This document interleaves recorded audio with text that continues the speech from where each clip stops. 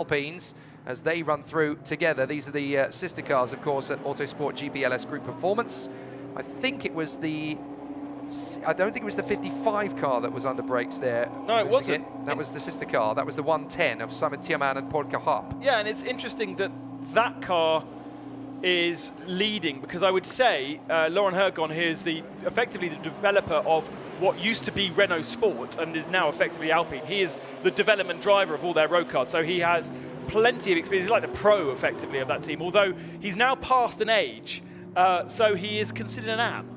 And he shares that car, that 55 car, with Alan Fuerte, who is also considered an AM, although he has multiple Le Mans wins to his name. Absolutely, yeah. Alan Fuerte is one of the legends of Group C, so why on earth would they be categorizing him as an AM? Yeah, so it looks as though maybe Autosport GP are helping each other with the slipstream. And of course, these cars are not massively powerful. They certainly compared to their GT3 counterparts, they are not necessarily particularly slippy, and so if you are able to tuck up behind somebody and get a slipstream, there they are coming onto the back straight. Look, completely together. There are also Aston Martins on the left-hand side coming to our shot, all kind of grouping together as well. The slipstream really helps, but this is going to be a disaster for the 110 because there's cars absolutely everywhere. Oh, that's so close. The Mirage cars obviously getting themselves ready for a flying lap, and they had the Alpines bearing down on them big time. So this is the start of their lap, but the end of the Alpines' laps have been properly compromised. Lovely little slipstream for Laurent Hergon now, all the way around the lap, and doesn't look like he's been compromised too much by his teammate. That's always one of the worries, as he goes fastest by just 1/10 of a second over his teammate. The two Alpines clear by a second of the rest of the field. Yes, it's great to follow somebody and get a slipstream along the straights, but if they make a mistake in any of the corners, that ruins your lap too. Andreas Bachmann just goes top on a 1:57.6 then for the Aston Martin, and that just shows you what you can get done with a bit of clear track around you. But these are the first serious laps that we're starting to get now. It's really going to be from here on in that everybody's going to start nudging towards 1:57s, maybe a push towards a 1:56. It is going to be tight to find that time, though, with it being so congested. So congested. I wonder if Bachmann's found himself a slipstream now, because I'm surprised that he can get that kind of pace out of the car in relation to these two Alpines that have been towing each other around. And I would have thought they would have swapped spaces now. They would have put Hergon ahead to tow the Chapeau around, but it hasn't transpired like that. No, indeed. I mean, Hergon's done a 1:57.7, Cahap has done a 1:57.8, so they're still fairly comparable to each other. But that just tells you that I don't know how much time they would have lost trying to dodge the Mirage Astons. That's the only problem. We could have seen them go even quicker than that. And in the third sector, you know, that's a lot of time to lose on deceleration when you've got the Parabolica to nail. Here is Beltoise going well in the Santalok Audi number 14. Is this going to be a lap good enough to go into the top three? Michael Schrey, by the way, in the Hofford Bonk has gone fastest. Beltoise goes second fastest, which immediately drops to fourth, make that fifth, make that sixth, as up to the top comes Marc de Fulgencio Fare. So that is the Eastside Motorsport Mercedes that's gone to the top. Marc de Fulgencio Fare now up to the top. Dennis Bulatov is up to second in the Eastside sister car. And then Noah Abramczyk in the full Motorsport Audi. Noah Abramczyk has come straight up to third place. Yeah, lots and lots of improving going on. We still only have 38 times on the board, so those cars, a lot of them Porsches, and maybe that is evidence to suggest that perhaps the Porsches are using their tyres a bit more than the rest, and that's why they stayed in the pits and didn't take the full session. In fact, there's only one Porsche on track. There's only one Porsche that set a time. Yeah. Two at the moment now, because I think Akelchik has now just come through to put the first time in for that brand. Everyone's out on track though, aren't they? Pretty much now, yeah. They have now all dialed in to go on track. Benjamin Lariche has just put the Audi into third position. There he is in the speed car machine. So Benjamin Lariche has now come through. Up to second comes Grégoire Gilbert for the Santalok Audi. So Grégoire Gilbert now up into second place as we watch the number 7 Aston. That is Merrick. So Louis Merrick just fractionally quicker than teammate Jamie Day. And these cars all running together on circuit. The gap between the top 10 is currently just a whisker over half a second. As up to 7th comes Antoine Leclerc for the Code Alpine squad. No relation, of course, we should point out. But there's still a great battle up to the front. As up to 3rd now comes Victor Weyrich. So Weyrich in the Racing Spirit Le Mans Aston. We expected them to be near the front, and they already are. Interestingly, a lot of those Porsches did go out onto circuit and came back in again before heading out again.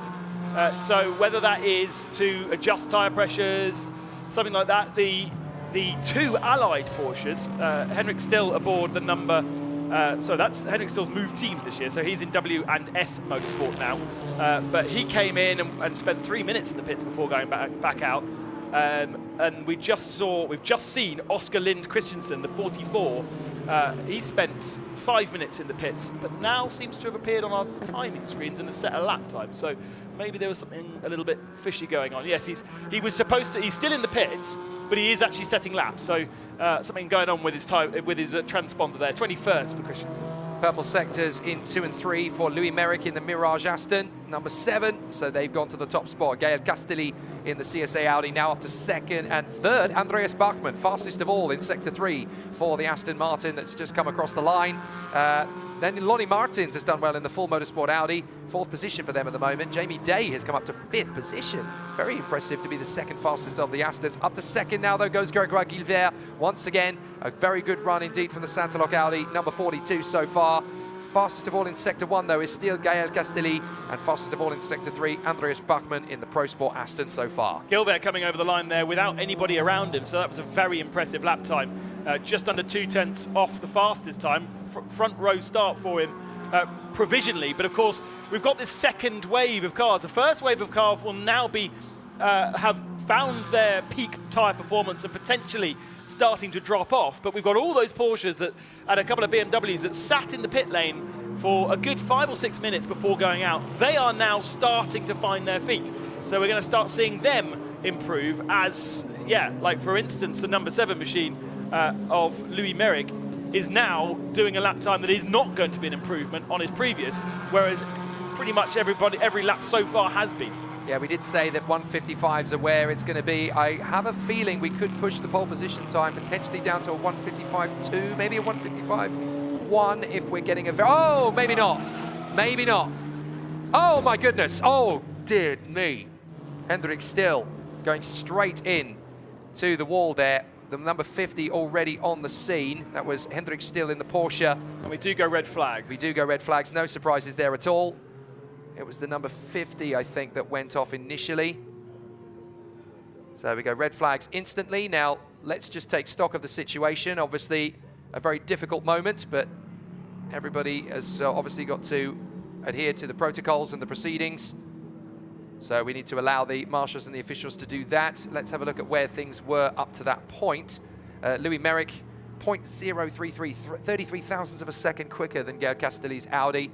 And Gregoire Guilbert was just displaced there for 2nd position. So Gael Castelli, once again, fastest in the first sector, but on a 36.1. So that is about the sort of pace that we can expect to see from Sector 1. And the session is stopped with 7 minutes 37 seconds for an incident out on circuit. And it's exactly what you said. If you wait in the pits for 5 minutes, there is more and more possibilities as people continue to push harder and harder that things might happen. And for those Porsches that sat in there, we've still got, I mean, the fastest lap time is a 1:55.4. We've got Porsches at the tail of the field that are still in the 2 minutes, and even the two BMWs from the Turkish team of Borusan Automotive are well down there as well. Enzo Juli, 46th position. He'd only done 2 laps. And he was still in the 2:03, still getting up to speed. And it might be that Steve Burns, who is our race director, decides that we stop this session and we move into a second session. So apologies for the delay to the signal, but there has been a slight power issue here at Autodromo Nazionale Monza. Hopefully everything should now be rectified and we can continue and press on. We're under red flags here in the GT4 European Series qualifying session 1 after an incident on track, which is currently being looked after by the Marshals team. Jake Sanson and Ben Constanduris with you in the commentary box for the GT4 European Series season opener, the first qualifying session of 2023, and we have a bit of a conundrum of the Porsches, most of them sitting in the pits for the good 6 to 7 minutes of the first part of the session, not getting any lap times in. We're under red flags with 7.5 minutes plus some change on the clock, and if we don't restart this session, the leading Porsche is 30th. and that is Oscar Lind Christensen in the Allied Porsche, the Pro-Am car, number 44. Porsche may have shot themselves in the foot here purely by accident, just by waiting and seeing what happens. What's curious about it is it wasn't kind of one team doing one thing, one team doing another. It was one brand. It was one brand doing something. So it's almost, as you say, a recommendation from Porsche itself. All of these teams obviously run privately, but there will be a representative from each of the manufacturers here to be a consultant, also to provide spares if needed. And they come from the factory. They come from where these cars are originally built to support the teams. And it's just absolutely amazing to see. It happens in GT3 as well as GT4. But it might well have been a recommendation from Porsche saying, this is how we think you need to do it because X, Y, and Z. Ultimately, though, it has put them all at the tail end of the field for this first qualifying session. Remember, we cleaned the slate, though, for the second qualifying session, and we can go again. So they are able to look at what they've done here and gone, maybe that didn't work. Maybe we should try and get a better position for Q2, which obviously is then their grid spot for race 2 on Sunday. Well, we have no further news or updates on the incident that has brought out the red flag. If we do, and when we do, we will obviously update you as and when is necessary. But at the moment, we are just going through the procedures. We're just going through the motions at the moment.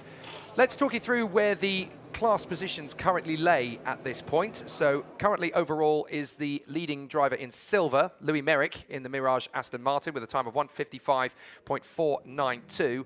Second overall is also second in the Silver Cup. That's Gael Castelli in the CSA Audi. Third is Victor Weyrich in the Racing Spirit of Le Mans Aston. The Pro Sport Aston of Andreas Bachmann is running in fourth in class, fifth overall. And Lonnie Martins fills out the top 5 of the Silver Cup in his full motorsport Audi. Then Jamie Day in the Mirage Aston, the BCMC Motorsport Eastside Mercedes of Marc de Fulgencio Faré, and then the Speed Car Audi of Benjamin Lariche is currently sat in 8th position in the Silver Cup. Not quite as high up as they were hoping to be. I was looking at the timing screen because we do now have all of the cars that we thought should be in the pits, apart from one, which is this Aston Martin. And that's Briche. I'm glad we've found out exactly where they've parked up. The GSB, Julien Briche, driving with Florian, his brother. But it's kind of his team, so that's very cool. That brother and brother racing, and we can go down to the pits. Brother and sister racing in another Aston Martin. Jessica, obviously you haven't been in the car yet, but you've just been talking to Andrea. How's the car feeling on track this morning? It's feeling very good, and he did a really good job in the qualifying. It's our first time in GT4, so it's very impressive what he's doing, and I just try to get as much advice as possible from him. So I will also try to get a good lap for qualifying and to get a good starting position for race 2 on Sunday. How are you finding this step up to GT4? It's very different. Andreas managed it a bit better than me because he's more used to rear-wheel drive than me. I'm only used to front-wheel drive and also four-wheel drive from rallycross, so it's very different. But yeah, I like it, and it's nice to learn a new car and to get used to it. So yeah, really. And have you raced here at Monza before? Yeah, I raced here in TCR Europe. So I had raced a lot in TCR before, but never in GT4. So it's very different. But I like this track a lot. Thank you very much, Jessica. Have a great weekend. Thank you. Jessica Bachmann getting herself ready for a very different style of race weekend as we go down to the scene of the incident. That looks like that's on the exit of the Variante della Roggia. A lot of damage for the Porsche of Henrik Still, who went in very hard indeed there. That's the entire right side of the car, completely gone at the right front. Looks like driver is out though, which is the good news. So Henrik Still was the second car into that incident. Ivan Giacomo was the first car. We can have a look to see exactly what happened. It's very curious to have 2 cars in. So Aston Martin is putting fluid on the circuit. That'll be why everybody lost it. And that's why it also expired on circuit. So there is the escape of the scene. Oh, my goodness me. Henrik Still drops it, and he's not the only one to go in, as all of a sudden on the scene, that's the 24 Porsche collection car, the 75 Porsche collection car, I should say, sorry, of Ivan Giacomo. Had no chance at all to stop that car. Fortunately, the number 24 of Briche has been picked up on the back of the low loader, but incredibly, despite the ferocity of that, no serious injuries. My goodness. And of course, these GT4 cars have traction control and ABS braking, but the pro drivers will turn it off. The AM drivers will rely upon it heavily, because effectively you're faster being more natural with the car. And so that's why we saw Giacomo come in fully locked up. You would expect a GT4 car to kind of lock up, release, like the ABS is kicking in, giving you a little bit more ability to turn. But that fluid was all the way from Curva Grande down to the chicane. So as soon as he hit the brakes, there was absolutely nothing he could do. So Lonnie Martin is going to be down in pit lane. He is currently in the top 5 of Silver Cup. Gemma is down there with Lonnie Martin. Lonnie, c'est la première session du week-end. C'est bien passé déjà? Ouais, super bien passé. Franchement, on a réussi à faire une bonne voiture qui va bien. On s'est fait un peu gêner par le trafic, mais normalement, on devrait être bon. Lonnie just saying that it's been a great session so far, a good start to the weekend. They're really happy with the car and the setup of the car, and he's put in a great time. So, all things being equal, c'est un bon continuation maintenant. Oui, maintenant il faut juste faire ce qu'on sait faire de mieux, piloter, et puis peut-être qu'on réussira à être devant. Continue à sourire comme ça. Merci Lonnie. But just saying there, they just need to continue on exactly the same path and just get better and better as the weekend goes on and improve those times, and they're looking and feeling confident. Lonnie also is Portuguese, but speaks very good French there. Does indeed. And races in the French Championship for full motorsport, the 46, double silver entry that, with Sacha Botterman sharing that car. Merci beaucoup, Gemma Scott, for interviewing and translating, of course. French is good, isn't it? It is. It's even better than mine. My grandmother would be furious with me. She really would. No, she really would. Anyway, we're watching the number 2 car. That is the Hoffa Racing by Bonk BMW. Michael Schrey, initially the fastest driver at one stage, and then the fast laps really started to come in. They didn't get an improvement in the end, so that 156.3 lap time has now been well and truly mullered by another 13 cars going quicker, but that is, very much game over for not just Q1, but Q2 as well. Yeah, exactly. We do understand that no serious injuries for either driver, which is fantastic news, and again, just proves the strength of these vehicles. But you're right, neither vehicle is going to be able to get out into the second part of qualifying, which means they will start at the back for the second part of qualifying. And also the Aston Martin, the Brichet car will not take part either, unless it is just a pipe that can be popped back on and can be fixed. Then they have the opportunity. So yeah, crashing out in qualifying, we saw a few times last year, absolutely ruins your weekend and really requires you to do a huge amount of work in the races. So the WNS Porsche then of Hendrik Still, definitely not going any further in the session, and also the 75, the other car that was involved in that one, that is the Century Porsche Ticino machine of Ivan Giacomo, who of course is doing double duty this weekend, so certainly for the time being, I would assume he can focus back on his GT World Challenge campaign for a little bit longer. Not that he wanted to quite so early in the morning. There's lots of discussion in French there about who is where and what and how fast, and obviously they haven't got a screen to look at, so the mechanic having to tell him how fast he needs to go to try and get onto the top step of their particular class. Well, down in pit lane, Gemma Scott is on the walk. Kaius, you were telling me just now that you're struggling a little bit with the car. What are you struggling with? Well, I mean, me and Bailey, we didn't do any testing before this race. We found out actually last week that we will be racing here together. So it's we are new, both of us, we are new to Aston. For me, it's first year in GT4 as well. Last year I did Carrera Cup, so there was no ABS, so I have to use to that, no traction control. I have to use the traction control to use it as much as I can.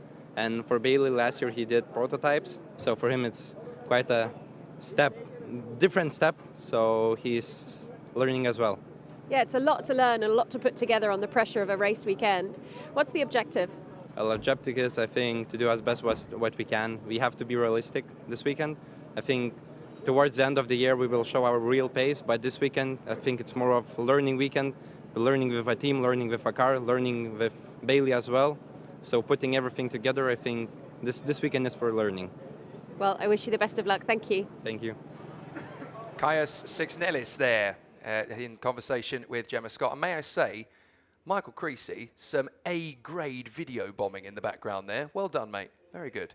But yes, as you can see, the officials and the marshals are going to work on the crash barriers there at the Variante della Roggia, and they seem to have done a very quick and very fair job of getting that done. Give them a few more minutes, and we should be able to get Q1 back started again. I think they are going to try and restart Q1 because we've got 7.5 minutes, so the order still has plenty of time to change. Talking about Bailey Voisin, who partners in that Aston Martin we just had an interview with, and he was actually our champion from 2021.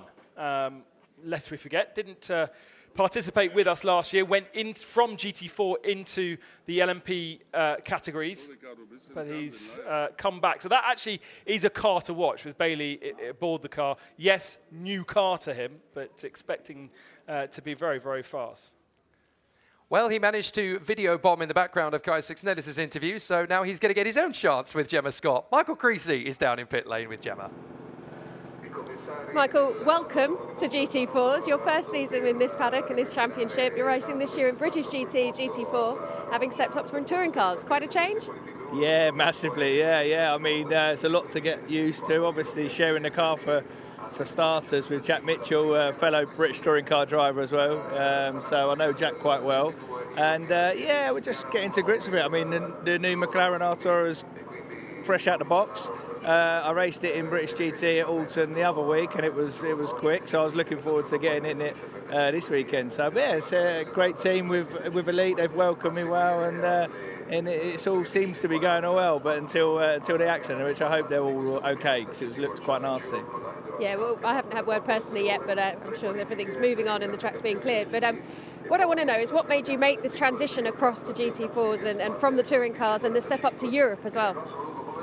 Well, my career's been a bit of a mountain. It's like straight away, and I had a bit of a taste racing in Porsche Super Cup. I raced at Monaco and Austria, and then I quite liked it, but COVID sort of stepped in and it canned it off. So we went back to British Touring Car last year, and it was always on the cards for me. Le Mans obviously the end goal for me, and I'm pushing on a little bit now, so I need to get into this GT stuff. But the way it's all opened up for me is just incredible, and I'm so lucky, and it's just great to be part of it. And coming here and seeing this is mega. It's a bit like British Touring Car on steroids, and yeah, it's great. It's great to see. So that's why I'm here, and hopefully I'll be here to stay for a few more years. Well, you can't stop smiling, so that says a lot for us. Thanks very much, Michael. Have a good one. Cheers. Thank you. Good old Creasy. British touring cars on steroids. Don't let David Addison hear you too loudly. No, he's completely right, because the way they race, they have no respect for the fact they're racing Aston Martin and Porsches. They race them like British touring cars, that's for sure. And once we get into the racing part, you'll absolutely see. Interesting that Creasy's rated as a bronze, and so he's got a very good, as long as he doesn't get too good and get upgraded to a silver, he's got a very good opportunity to make that ambition a reality of racing at Le Mans, because the winner of the Bronze Cup in GT3 this year will win a place effectively at Le Mans, because remember, Le Mans is moving to GT3 regulations for 2024 and beyond. So do 23 in a GT4, move up into GT3, keep your bronze status and win it, and he could easily find himself at Le Mans in 2025 if it works. If he's too good, then he could end up upgrading himself to silver, and then he would have to find himself a bronze driver to make it happen. So there's always this challenge in SRO and GT racing to be good in your categorization, but not be better than that, because then it'll change your ability and the way you compose your team. He is in a pro. Is he in Pro-Am? Yes, he will be in Pro-Am, because Jack Mitchell, considered a silver, means Jack is the pro and Michael is the Am. So Michael actually will be qualifying in the next part session. So Gemma Scott is down in pit lane with the number 36 crew driver, Loic Villager, who is going to be a very interesting one to watch this weekend. Look, you were just chatting to Antoine there, talking about the last session. How's the car feeling for him? Well, the car's feeling great. The team did a great job during the winter. We did a lot of experienced a lot of things, so we have a better feeling with the car. And he did a great lap, really great lap. But the Aston and the Audis are like in the straight. We're not in the match in the straight, so we have to force the car to do whatever we can in the turns to try to stay in the draft, so we can just take a little bit of tenth in the straights. But all in all, he did a great lap. First car behind the Audis and the Aston. So I'm glad he did that. I'm going to try to do the same in Q2. We'll see. Well, certainly, I mean, 8th fastest overall. It's a big grid, and the fastest of the Alpines. That's got to be a good objective ticked. Yeah, of course. We're glad with this result. We're the first Alpine, obviously, on the grid later today. So we'll try to fight in the front of the whole race, trying to stay in the Audi's draft for the first part of the race, and then I have to do my job and just try to overtake when I can and try to get P1 in Pro-Am at least. Excellent stuff. You have to get some heat back in the tyres when you get back out. Yeah, we'll see. I don't know if we're going to get back out in this session. I don't know if we can get a better. I think in about 3 minutes and about 45 seconds, I've just been told you'll be back out. Yeah, but with all the oil on the racetrack, it was a big crash, so we'll see. We haven't decided yet. We will see indeed. Yeah, thank you very much. You have a good one. Yeah, so he might have the opportunity to go out on circuit. Or whether they will or not. Whether they'll take it or not. I mean, and that's the thing, isn't it? Is the track going to be faster, and are they going to be able, in 7 minutes, to go faster than they previously did? For probably the top 30, the answer is definitely no. For anybody below that, certainly those Porsches that took their time to get out to circuit, they've got to try, because otherwise, it's going to be a very, very busy back end of the field for the Porsches. Yeah. There is also, as he mentioned, the performance of the Audis and the Astons in a straight line obviously is a smidgen better than the other cars, but in GT4 racing especially, there's so many variables. There's so many things happen. Safety cars, full course yellows, rain potentially on Sunday. It can change everything. And that little Alpine is very nimble when it needs to be. And GT4 racing, of course, does occasionally give us that indication that, sometimes the driving standards can be a little bit like a Forza Motorsport lobby.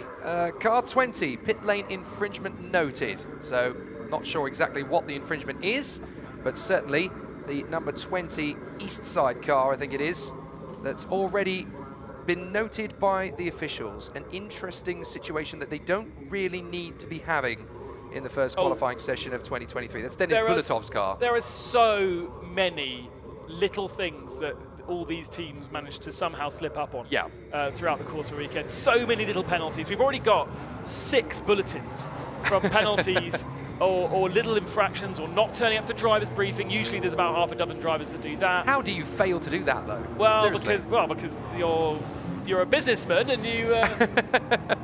But I was in a meeting, dear. I'm sorry I couldn't get there in time. And yes, exactly. Or you have flights delayed, because of course they do that on the in the evening of Thursday evening. I think so. Some drivers will rock up on Friday morning.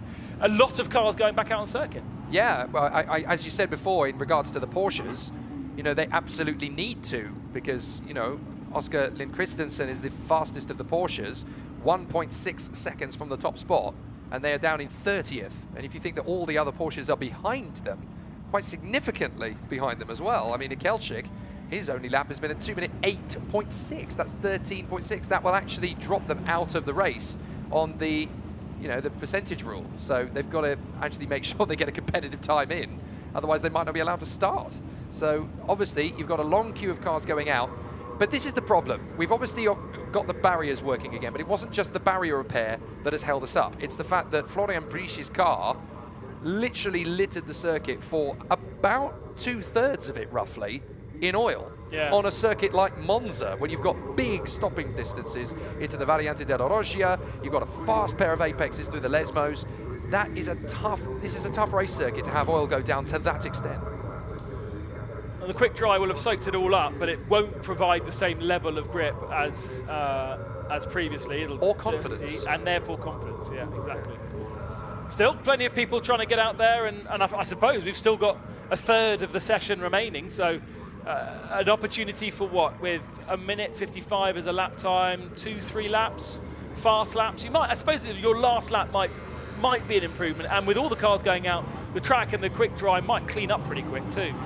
So the car that leads them out is the number 53 car out onto the circuit first of all. That is the W&D BMW of Massi Trasoldi going out onto the circuit. Really? So that it looks like they are in the grid. So which one did we lose then? Because it was one of those. It must have been another one. Another of the BMWs. But yeah, that looks to me like the 53 car, Massi Trasoldi. So maybe it was another car that we didn't have. But you're absolutely right in suggesting that we only have 50 of the 51 we should have had. So someone is definitely missing. I'm sure someone will point it out to us if we haven't picked it up. I apologise for writing them They're off. almost done. Not quite done yet. But yes, green flags, and we're underway once again with, there you go, see, look, the cement dust. It kicks up a wall of spray akin to if it was a wet session. My goodness. Imagine hitting that at 150 miles an hour plus when you're on the limit on a flying lap. I mean, that's essentially why they're going to do these two sighting laps, like the out lap and then another banker lap, essentially, so that you embed the dust in. But obviously it's going to be slippery oil flags all the way from essentially the Rettifilo all the way through to here, which is where the car eventually stopped. Well, I mean, it does look like it might have emptied itself by the time it got to there, though, doesn't it? Because there's not much of a line. I mean, they did keep it to the inside line, so it won't really affect the cars going through the Lesmos on the racing line, so that might be all right. But yeah, the slippery oil flags, or the Commodore's flag, if you like, slippery when wet, making their way around the course, certainly from sectors 1 through to the midpoint of sector 2. There is the Borusan Automotive number 12 out on the circuit, the BMW, which is currently being piloted.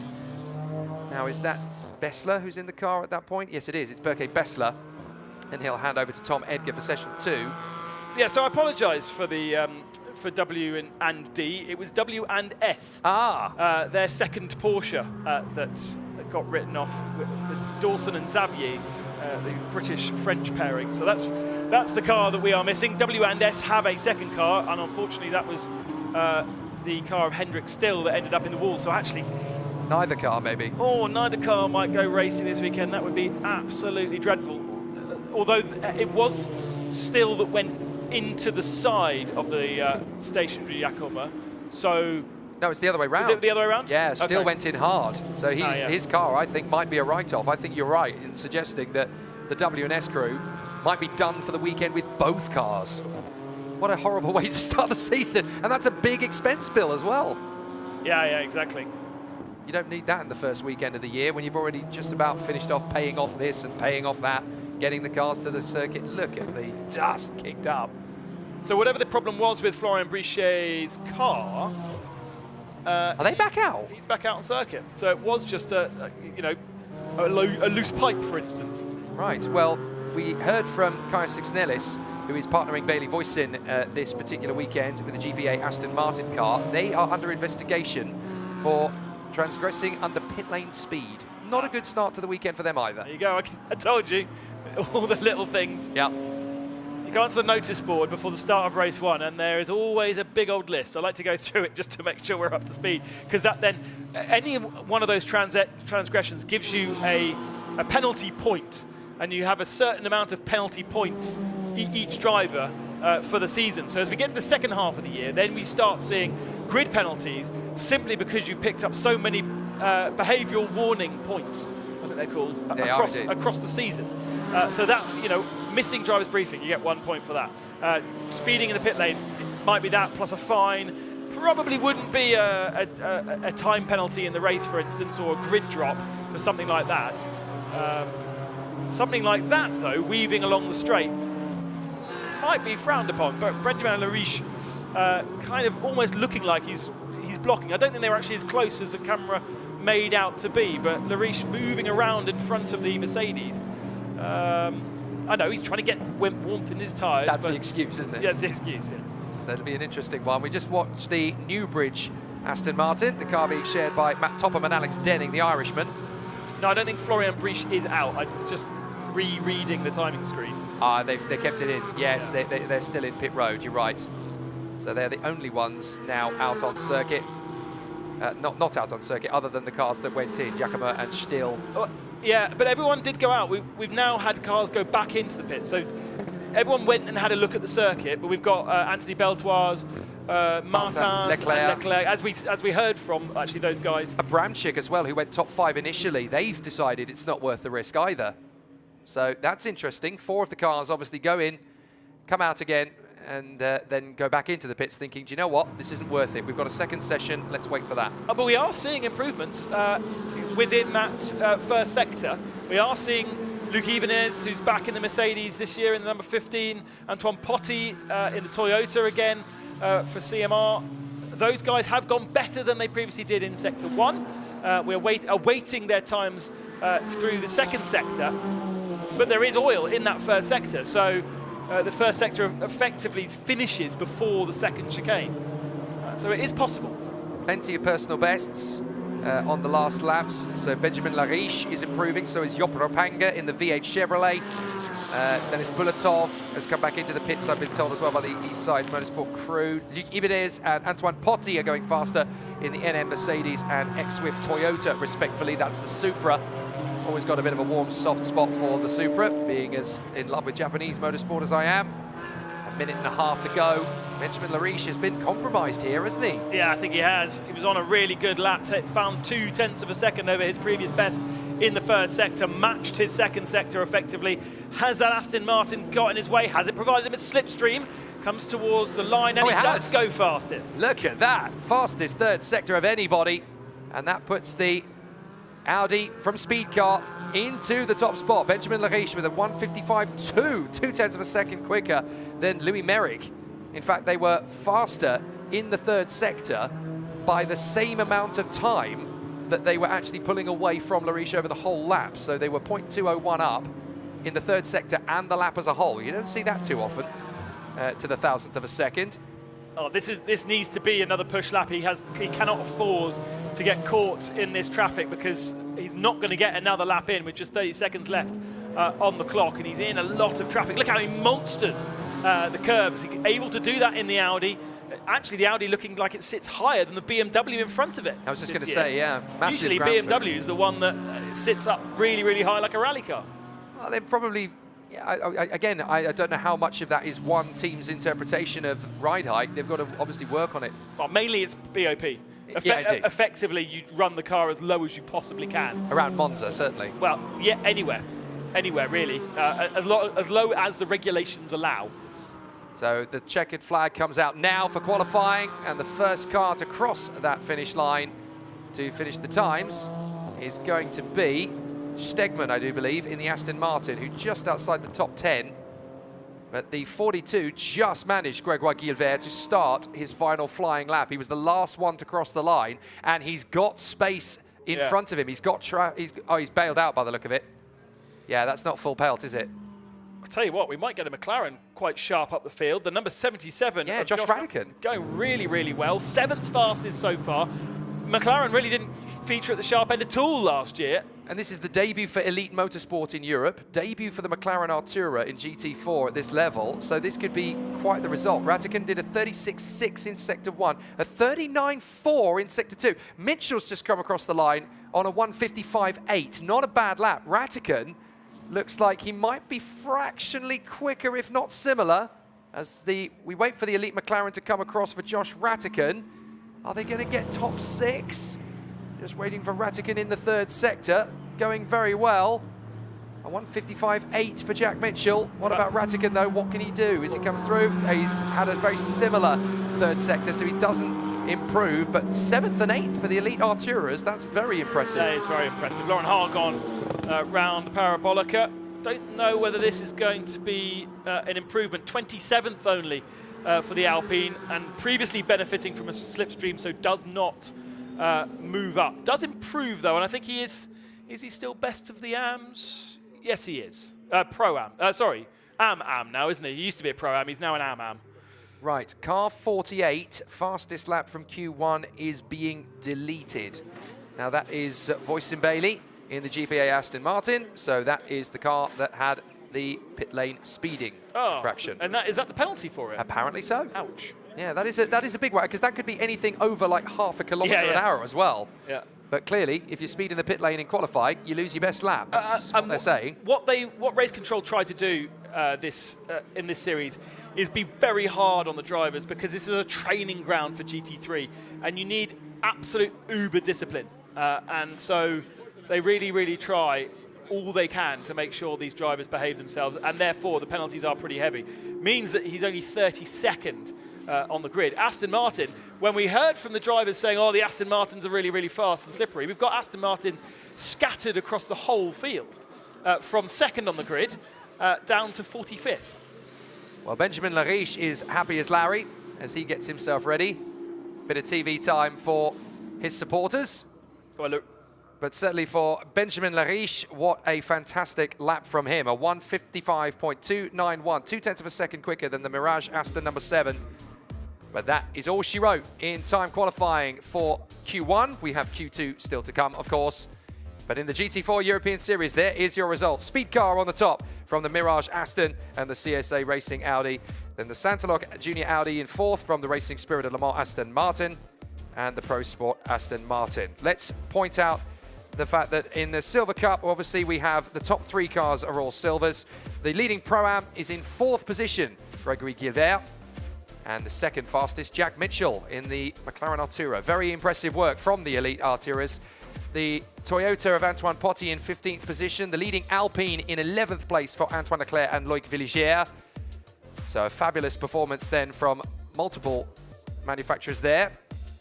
The leading AM car, the leading, my apologies, the leading AM car there is the 55, that is the Autosport GBLS Group performance car in 27th. Very competitive though, from 16th down to 30th. Half a second covers 15 cars in the mix. You cannot afford to blink in the wrong direction in GT4. A lot of great talents working their way around the course. Paul Cauhape in front of Paul Petit and Berke Bessler. And then just outside the top 30, that's where a lot of the Porsches still reside. Those 718 Caymans did not really get much of an opportunity to get up to speed at all. And so there's going to be a lot of hard work for the Porsche crews coming into tomorrow. But yeah, very interesting to see how close it is between all of the crews. And it looks as though we're not going to see any more activity, certainly today, from the W&S racing team. Bailey Voisin and Kaya Sixnellis there obviously getting a penalty for a pit speeding infringement, and they had their best lap time from the session deleted. And notably towards the back of the grid, we obviously have the SRS Team Sorg Rennsport car, Speed Car's other Audi, and then the Chazelle Technology course and the Overdrive Porsche. No time set from Henrik Still in the W&S Porsche Cayman because he went straight into the barriers, losing it on the oil left by Florian Briesch. And unfortunately, he was joined at the scene by Ivan Giacomo, who only went 43rd fastest. And we think there's a good chance that the W&S team may be out of the weekend before Q2 even begins. Q2 is set to start at 17 minutes past 12. Fun and games then at Monza, it seems, in the first qualifying session. The GT4 European Series kicks off with qualifying at Monza. Very impressive to see the battle once again reignited between Audi and Aston Martin. Both brands coming out of the blocks, fighting fast and fit and giving us plenty of intrigue. The red flags coming out though for a big incident involving Henrik Still and Ivan Giacomo. Session then obviously separated into 2 halves. The second half of the session definitely came the way of the elite McLarens. The Alpines were left scratching their heads. 11th for Leclerc, 27th for Hürgon. So it could be a very interesting weekend for them. The Treble 1 car of Castelli doing a great job getting up into 3rd position overall.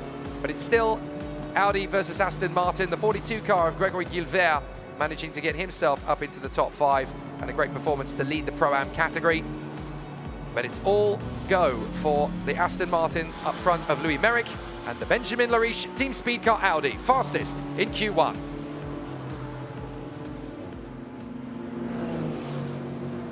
So we're getting ourselves ready now for Q2, which is due to get underway in approximately 2 minutes' time.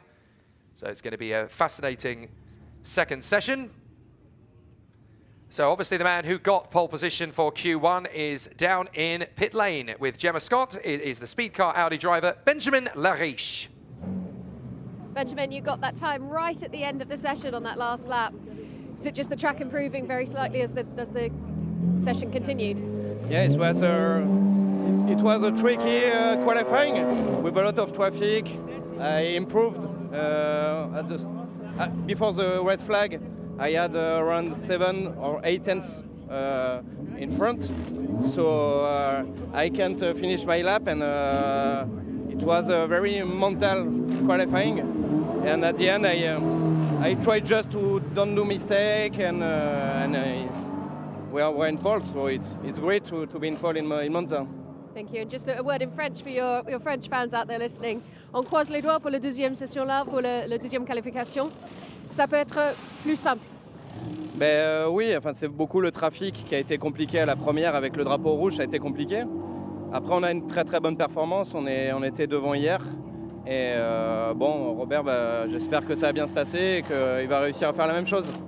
Merci bien, merci. Just a quick translation for that second question there for our English language speakers, just saying how the red flag obviously disrupted the session and that there's a lot of traffic making it very, very difficult, but they're crossing their fingers and hoping for a good session now for the qualification and the race to come. They are doing something right though, aren't they? Fastest in free practice 1 in mixed conditions, fastest in free practice 2 in normal conditions, and then pole for the first race of our weekend coming up this evening. Robert Constantini, obviously, you know, for the free practice sessions, that can be Benjamin Lariche's time, but actually, I would expect Robert to be equal to Benjamin in performance there. Yeah, no pressure for Robert Constantini to try and match the same sort of pace as Benjamin Lariche in Q1, but obviously now the circuit has pretty much been cement dust free now after those 7.5 minutes of running. They've managed to dry out the circuit a little bit more now and get it more up to scratch. There is the number 8 ex-Swift Toyota Gazoo Racing France car. Etienne Chely and Antoine Botti are the drivers of the Supra. And they didn't do a bad job there, got themselves into the top 15, so not a bad position to be in, but as noted on the YouTube stream, in very, very good point, 37 cars within 2 seconds, Mitchell Wallace-Force points out. That's just an astonishing display of how ultra competitive it is. This is just a fantastic weekend to come. So into Q2 we go. Drivers have changed over, obviously. So now it'll be the second drivers in the car getting us up to speed and getting ready for the next great battle out on the course. And then after this on track, we obviously have the Fanatec GT2 European Series, which will come thick and fast after that. But now it's all change as the Mirage Racing Aston Martin now has Emil Hayadal at the wheel. As the drivers come out onto the circuit, the leading car from Q1 now has Robert Constantini behind the wheel. So it's all change, and this will all be now based on, these first 2 or 3 laps will be based on the feedback that the drivers who sat in Q1 can give to their drivers in Q2. Watch for this, keep an eye on that. It is really slippery at this point. And it needs to be, because for those Pro-Am entries, we've now got the Am drivers in. So the Pro drivers have felt the track, have got the sensations of what's going on with the car, and they can feed that back to the Am drivers, who certainly will have less experience. We have lots and lots of them, and that's going to change the profile of qualifying totally as well, because we had a real mix-up of Pro-Am and Silvers together in qualifying. In fact, there were 3 Silvers ahead of the first of our Pro drivers. Yes, Pro-Am entry, but Pro driver in Gregory Gilbert. In this session, the Pro-Ams will have the Am drivers, and therefore you'd expect more of the Silvers to be at the sharp end. And then, of course, the Ams at the tail end. I did notice that anybody who's entered into Am this year has got some serious work to do, because, as predicted, Laurent Hergon and Alan Fuerte were a second faster than anybody else in Am. Because they're professional drivers. They are professional drivers, absolutely. Just because you get old doesn't necessarily mean you lose any speed. And I'm sure Alan Fuerte would agree with me on that one, because we spoke to him a couple of weekends ago at a different event, and he said, I am not getting any slower. I mean, can we point out what he has actually done? I mean, you categorize him into Am, but let's point this out. He was the French Formula Renault champion and the French F3 champion. When? 79. 79? 79 in French Formula Renault and 80 in French Formula 3. He's been you know, he's raced in the Le Mans 24 Hours multiple times from 1983 to, I think the last time he did it was 11 years ago. You know, he's raced in pretty much everything there is to race, and he has been racing for everybody from Rondo to Brun to Nissan to the Tom Walkinshaw Racing Jaguar, the Saab Toyota, the Peugeot, the Courage. What he doesn't know about sports car racing isn't worth knowing, and they're calling him an am. I mean, that's got to be a bruise to the ego, if anything else. Oh, well, one thing, at least he'll feel safe in these cars in comparison to sitting in this Group C. That's very true. It's very true. So, let's see how things are working out on the course. And the 46 out on the circuit, that is the number 46 Audi of Botterman, Sascha Botterman, the full motorsport Audi car. Getting up to speed as they go underneath the Monza Napoles banking and up towards the Variante Ascari, named after the two-time Formula One world champion. Although many people will say, well, he was actually driving a Formula 2 car for those 2 years. But still, he was unbeaten for 9 races in a row. And he is still, to this day, Italy's only world champion. So the Audi's already pushing on. Doesn't look like many people have sat in the pits like we saw in the last session. The pit lane is pretty clear. There are a couple of late starters, and once again, we've got 2 Porsches back in the pits after just doing a single shakedown lap. Not something you need to do in Q2 because your car's already been shaken down. That's both of the Sorg Rennsport cars who have come back in. And yeah, a couple of the other Porsches. So actually, again, once more, the Porsches have all done a single lap and then come back in again. So they clearly feel that this is the best tactic in terms of looking after their tyres for qualifying or doing whatever they need to do with their tyres for qualifying. Very interesting. I'll correct myself very quickly before YouTube screams down my throat. Giuseppe Farina was the other Italian world champion, so I'll just correct that before someone comes to canonize me. But no, yeah, fascinating from the Porsches that, again, they've done a lap, come back in, and figured out, well, this isn't quite right time for us to go out. So literally, and as you said before, you know, they're playing with fire in Q1, but they're playing with fire even more in Q2 because, like you said, there are more AM drivers out in Q2 in general, so even more of a risk of incidents to delete some of the time they could have out on track. Yeah, an AM driver needs a couple of more laps to get themselves, play themselves in, if you like. A professional driver is able to go out, get the car up to where it needs to be, and then bang in a lap, and that's done with it. An AM driver might need another 2 or 3 laps because he's going to make a little mistake here and a little mistake here, and I speak from experience, of course, that you'll almost always never have the ultimate best lap from an AM driver because this little sector was slightly better on this lap, but then that lap it was better in the second sector and it was better in the third sector. So Anton Potti was in this car. Yeah, the graphic now updates to Etienne Shelley, who has, I think, got himself a nice slipstream, frantically flashing the lights. He's got rid of the NM Racing Mercedes. He's going to have a BMW potentially in his way as well, but the Toyota really, having been a champion in 2021, really did have a very good year last year, Shelley and Potti, and back for a third attempt. And at the moment, this looks like it could be a good lap. Remember, 55 is really the target, and at the moment, the fastest lap of the session is a 57.3. Potti showing on our timing screens, but we saw him in Q1, so they haven't updated. The team haven't updated the transponder ID. So currently, Simon Thiemann has set the pace with a 156.4, so we can see that they're definitely going to go faster than that in the remainder of the session. We were into the 155s for the previous session, so expect similar from session 2. The track is heating up, but not that fast, so I think it'll still be fairly comparable as Carton comes around the course, although that is a different point on the circuit that he is currently pushing. There's Piana in the BMW, who has just gone fastest, the 156.1. Yeah, and it's interesting, isn't it, that Hoffer by Bonk car,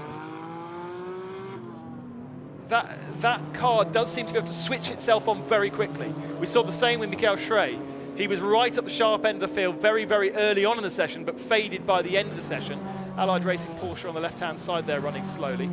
And Piana's done the same thing. It's probably not yet there, probably still got half a second to find for the ultimate pole position time, but that is a competitive time pretty much straight out of the box on fast lap 2.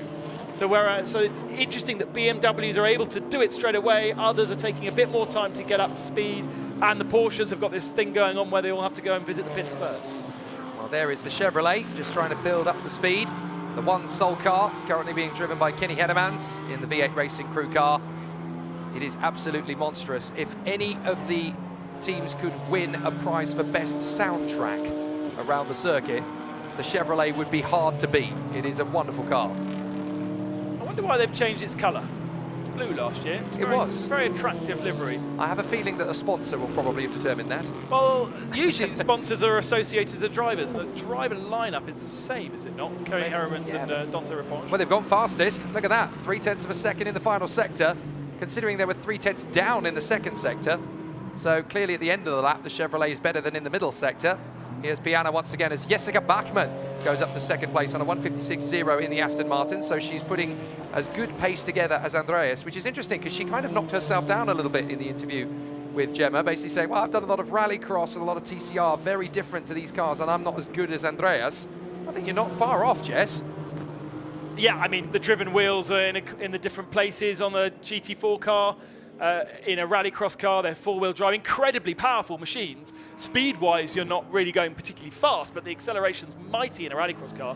And in a front-wheel drive touring car, even your approach to every corner is different. The way you brake is different. The way you turn is very different, especially with these GT4 cars having ABS and traction control. You can, if you need to, lean on that a little bit. So it's very impressive. Pro Sport, obviously, a very good team to be joining. They know their Aston Martins very, very well, and they've turned that car on quickly. So that's her fourth lap, and she's up on row 2. So Gabriele Piana back to the top spot. Robert Kinsani has just gone fourth, a 1:56.3 for the speed car Audi. Expect them to break into the 1:55s as soon as possible. There is the 53 BMW of Maloney that was in second position. So Paolo Maloney in the W&D BMW getting himself up to the sharp end, and of course that is the car that currently leads the AM category. So they are the fastest AM car. The second fastest is Grisot in the second of the GPA Astons. So Florent Grisot is currently second in that group. But Paolo Maloney from San Marino, the tiny principality in the middle of Italy, continuing on his way, taking as much of the road and even a little dash of grass for good measure. I wonder where he does most of his racing. Very good point. San Marino's actually not that far from here. It's only about 2.5 hours drive, and then only an hour's drive from there is Mugello. So you've got a very intense area of racetracks in the world of car racing. But then, as you know, there's loads and loads and loads of kart tracks as well, indeed, scattered around the area. It's funny how San Marino has had many motor racing events, but has never actually held a Grand Prix on home territory. Not once. That's true. Not once. I wonder why. Anyway, into the pits comes Paolo Maloney. He's just lost the top AM category time, actually, because Alban Varuti in the AVR Avatar Porsche has just gone fastest in group. I wonder why he's going to the pits. It's not something you would usually expect to see in these qualifying sessions. Yes, like the Porsches have one lap, then go back out again. But to do it midway through the session, what have we got? We've still got 8.5 minutes left, so I suppose you could fiddle around with the tyre pressures and come back out and still get back up to speed, couldn't you? So the overdrive Porsche just went across the line and grabbed third position, all four wheels leaving the circuit and actually going onto the runoff area beside the pit wall. So overdrive racing by name and overdrive racing by nature. He didn't go left or off, he went right or off. There you go, tyre pressures being done.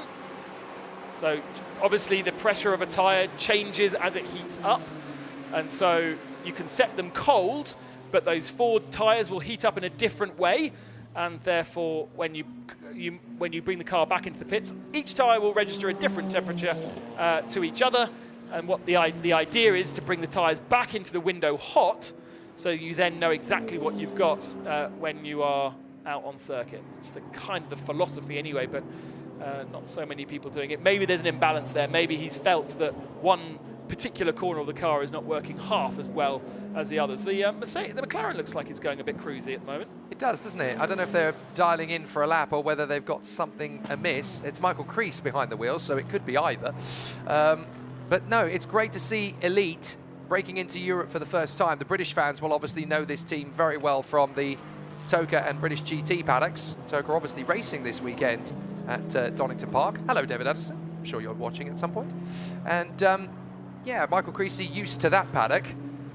Let's see what has happened to Michael Creese. What did he do in the Lesmo? Lesmo number 1, and Michael Creese is about to come into shots. And oh yeah, that's why you'd back out of a lap.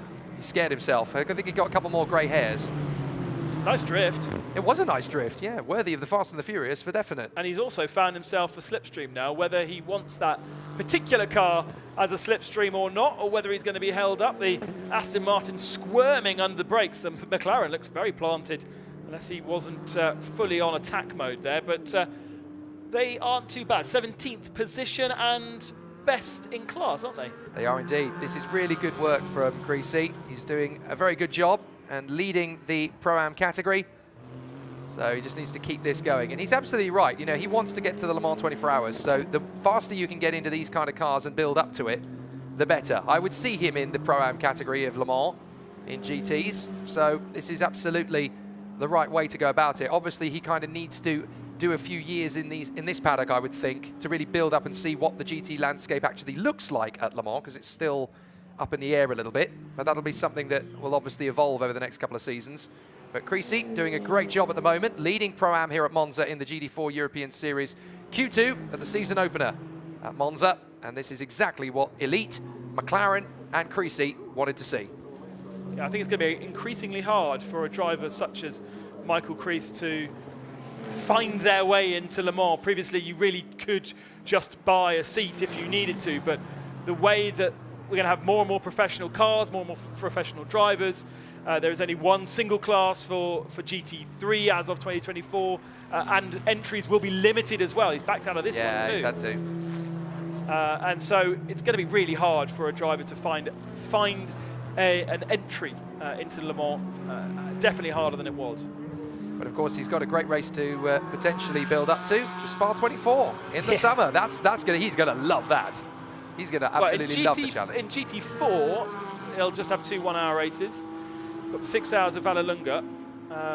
He would need to be in a GT3 car. I don't know if is he entered into GT3? Not yet, but obviously there's still time for him to try and find a way onto the GT3 grid for Spa 24. Maybe he can get a deal together. If not, he'll have to build up ready for 2024.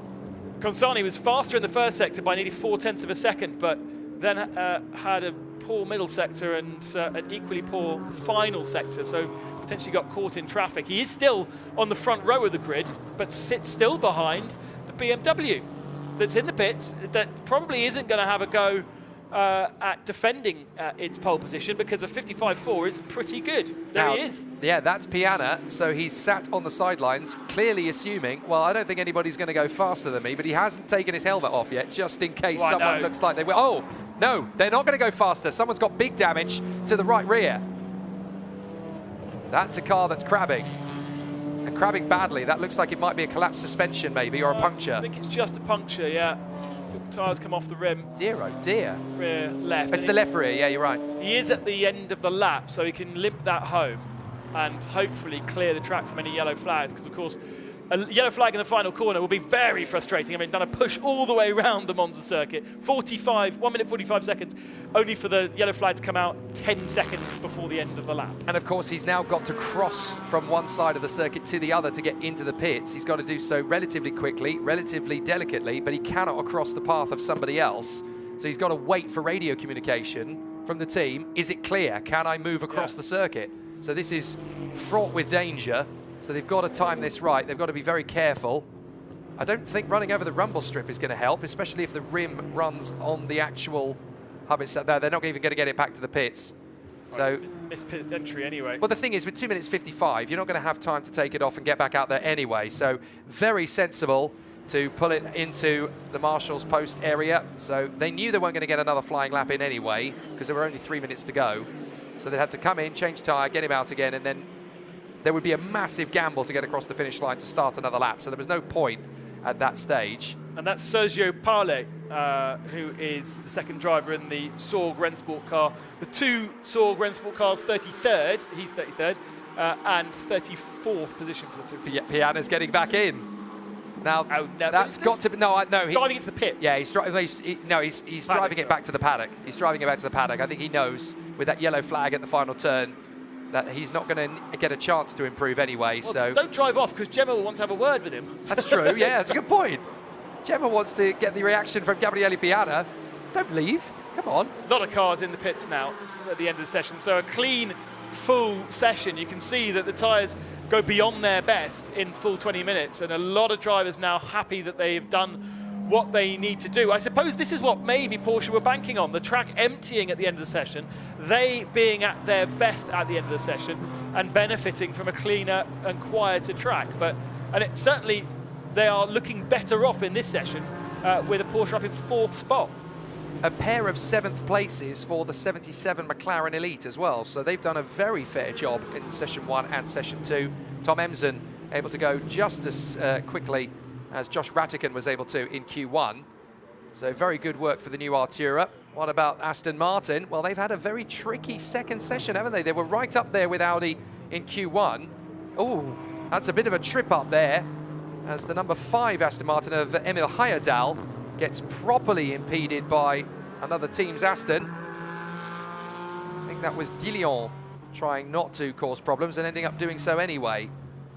I know Guillaume is in the pits, so it's a different one of the Astons. I think it's Topham, actually. Yeah. So yeah, the 27 car of Topham. So Topham, unfortunately, holding up Emil Heyerdahl. Yeah, Matt Topham is the AM in that Newbridge Motorsport entry. But isn't it interesting, the difference between Q1 and Q2? What have we got in the top 10?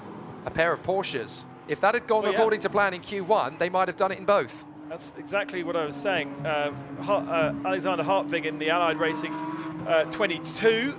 Up there in 6th position. In the pits, will not go any further, so starts row 3 unless we have any changes. And the Bulgarian Porsche on row 2. So Pavel Letarov doing a really good job there. Yeah, really good to see. Into the pits comes the number 4 Mercedes. That is Lenertz. He is done. So Marcel Lenertz for BCMC Eastside, they are done. And that is the 18 Aston Martin done for the day as well in qualifying, having had a relatively solid run. Pole position in the silver category then is obviously on the top spot, Gabriele Piana. Pole position in the AM category, Alban Veruti. Yeah, but 14th. Oh, the McLaren's dropped it on the last lap. Now that's an unfortunate finish. The checkered flag was out anyway, but is that the 77 of Tom Emsen trying to improve, or is that Michael Kreis trying to improve? So that has spun at the first Lesmo on the inside line. Gone for, oh, it's Michael Kreis. Oh, Mike. He's got a bogey corner then. He really has. Lesmo 1 is not his best corner, is it? And that's a weird place to have spun off, because well, that's he's right recovered, in the inside wall. He's spun and then he's tried to recover. Let's have a look and see. Oh, whoa! Yes, indeed. And he got the foot back on the throttle. Oh, Michael! How close was that? Curious as to how wide he was. Creasy, mate. So early in the corner. Yeah, that was not your best moment, buddy. We'll have a natter about that one on Facebook later, I'm sure, you and I. But, yeah, not exactly the ultimate Creasy moment. Well, the checker flag has flown at the end of that session as well. So I don't think we're not going to see any further improvements because we've got the yellow flag out in Sector 2 as well. And before we saw that, I was just pointing out that is an AM in 14th position. That's even better than Lauren Hargon was able to do in the first session. So watch out for the number 10 Porsche of AVR Avatar, I suppose that is. It is, yeah. Julien Piget and Alban Veruti. And Alban Veruti getting 14th overall. Faster than any of the Pro-Am lineups. But I suppose he's an AM and he's competing against other AMs. But that's very, very impressive. Very interesting to see the difference between the Audi versus Aston Martin squabble in Q1 compared to Q2. Q2 was a multitude of brands in the top 10 rather than the Audi and Aston Martin domination. So a very interesting situation then for the contenders. Despite dropping to 19th overall, though, and spinning off in the final lap, Kreese was still the fastest driver in Pro-Am. Here is the final ranking of Q2 then. It's silvers all the way in the top 10. Gabriele Piano in front of Robert Kinsani, BMW ahead of Audi, and then the V8 Chevrolet third in front of the overdrive Porsche from Bulgaria, and the Autosport Alpine in 5th position. The only car to make the top 15 from the Pro-Am category to get into the top 15 was the AVR Avatar Porsche in 14th place. Watch out for Alban Veruti and Julien Piguet in the race, and that is quite an incredible amount of manufacturers in the top 10. I think 8 manufacturers managed to crowbar their way into the top 10. McLaren Artura number 78 is the fastest in the Pro-Am category, and they were quicker than both the Code Alpine and the TSR Team Spirit Aston Martin of Stegman and Lungstrasse. They were the only ones as well, the McLaren of Mitchell and Kreese, to crowbar themselves into the top 20 in Q2. Very impressive run indeed. Some good performances down through the field as well. It's going to be a very exciting battle in the midfield, particularly with the Astons linking arms with the BMW and the Audis. Porsche getting a bit quicker in Q2, but still a little on the back foot. The Toyota not able to make the top 15 this time for the Belgian Antoine Petit. But certainly some good performances throughout the run of the draft. And it's going to be a very interesting situation for all of the competitors in the lower end, because a few of them didn't really get the top run. Julien Briche was able to get out there and set a time in the end. And so only 48 cars coming out onto the circuit for Q2, as we lost 3 of the drivers there in position after Q1. So it's BMW, Audi, Chevrolet, Porsche and Alpine in the top 5. 5 different manufacturers in the top 5. And by my calculations, 8 different manufacturers in the top 10. So very impressive work indeed from the GT4 European Series qualifying 2 competitors.